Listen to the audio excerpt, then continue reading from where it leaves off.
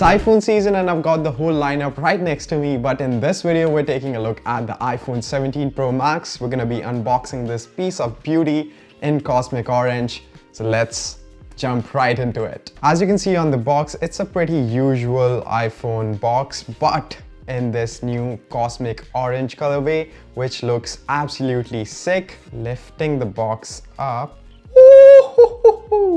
the orange looks absolutely sick, but I gotta say it looks a lot different in person than it does on videos and photos. But putting the phone to the side, we also have a Type-C cable to charge your phone, no power bricks as usual, and we also have just one piece of paper which says iPhone, and you no longer need a physical SIM card as it's eSIM only. The new redesign looks absolutely sick. Even though I'm not like a super huge fan of this two-tone look, I would have loved if it was all of this aluminum, but I get it. Having that ceramic shield on the back helps in getting that wireless charging along with MagSafe. And it is one of the best features, I would say, of any phone to have that magnetic ring. But flipping the phone on the front and lifting up this paper, let's power this on.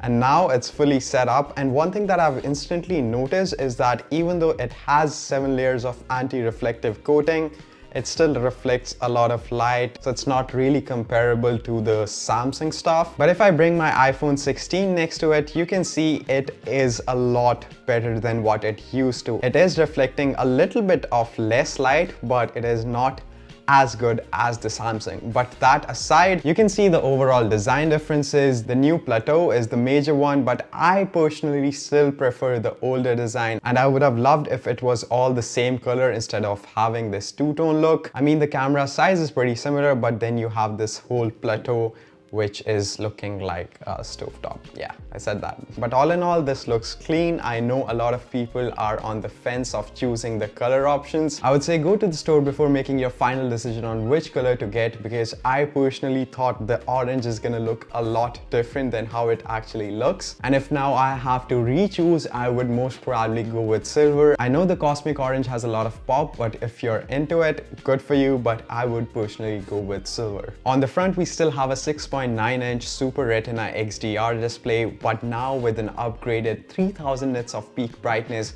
from the 2000 on the 16 Pro Max. So it is gonna make it easier to see the phone in direct sunlight. One major difference in between both the devices here is now that the 17 Pro Max is back to using aluminum from the titanium from before. And Apple's reasons to use aluminum, which is a less premium material than titanium, is to help in heat dissipation, and along with that, they also now have a new vapor chamber, which is gonna make sure that no matter how hard you push your phone, it is still gonna stay cool and not thermal throttle. And as I mentioned earlier, this center cutout is also made up of ceramic shield too, which is not only on the back but on the front as well. According to Apple, this is 3 times more scratch resistant, but I would still recommend you guys to use a screen guard at least on the front and a case for the back to protect your freakingly expensive iPhone. And that's where ESR comes in with their budget yet premium cases to help secure your phone from any damages. The ones that I have here are the hybrid magnetic case and the tough magnetic case. And as the name suggests, it is made up of both like soft silicon on the sides with hard shell on the back,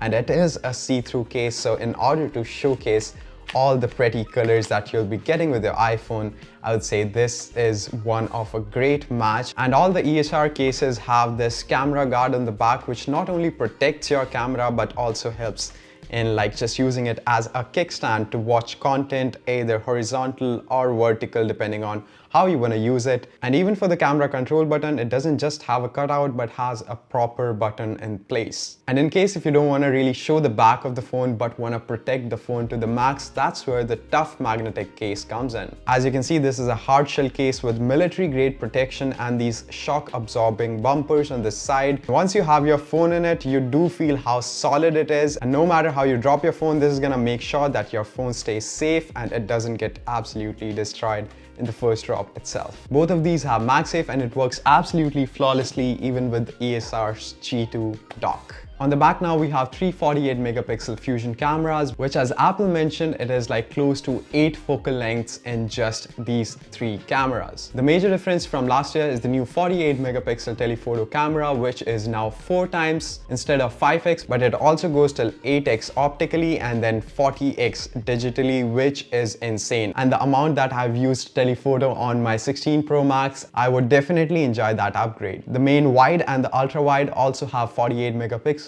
making it all 48 throughout. So switching in between lenses is really smooth and doesn't have any sort of lag or jitter. On the video side of things, we have something called dual capture, which captures both the back and the front camera at the same time. And along with that, we also have a lot of pro features from 4K 120 to ProRes log, which were available last year, but now you also have ProRes RAW, along with Genlock support. So people that are using these iPhones on movie sets, it is like a major deal for them, but for a regular consumer, I would still say you have a lot of power with this camera in your hands. I've seen people get some insane results with these cameras, especially that new telephoto, and I just can't wait to use it. On the front, we have a brand new 18 megapixel center stage camera, so you no longer need to rotate your phone to get a landscape shot. All you need to do is just press this one button, center stage goes off, but you can see how freaking awesome is that? So you can fit literally as many people as you want without rotating the actual camera. All thanks to its square sensor, which gives it that wide field of view. And it is that one thing that you don't really need to go with the Pro with, because it is available through the whole iPhone 17 lineup. So even with the base iPhone 17 and the Air, it is still there. Internally, it has the new A19 Pro chip, which has 6-core CPU, 6-core GPU, all the usual improvements in the performance, but I would still say iOS 26 is still buggy and you can still see some frame drops here and there. So I don't know, the software still lags a little bit with this new liquid glass, but I guess with the upcoming updates, it should get fixed.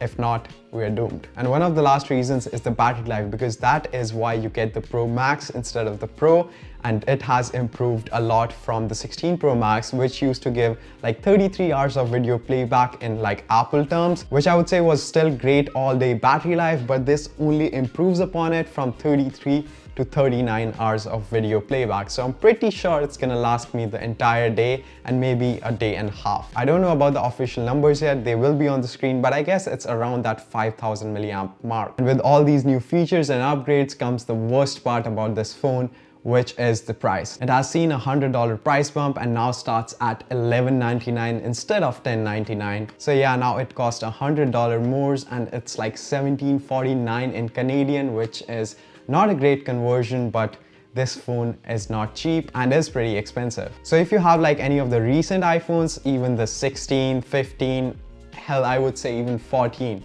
just keep it for one more year. Maybe we'll get that iPhone Fold next year. If you really want to upgrade, then it is a solid option. But if you're rocking anything older like the 13, 12, 11, it is definitely a good upgrade. But if you are on the 16 and you're itching to upgrade, as Tim Cook said, the 16 is good, but the 17 is a must. Another small thing that I almost forgot to mention is that now this comes in a 2TB version, which costs $2,000 and close to like $3,000 in Canadian dollars, which is absolutely mind-boggling. Like the prices on these iPhones are going insane, but you do get like a laptop worthy storage. But that's about it for this video. I'm also going to be unboxing the normal 17 as well as the Air, so make sure to subscribe, drop a like, and let me know which one are you guys planning to get this year. And I will catch you guys in my next one. Peace.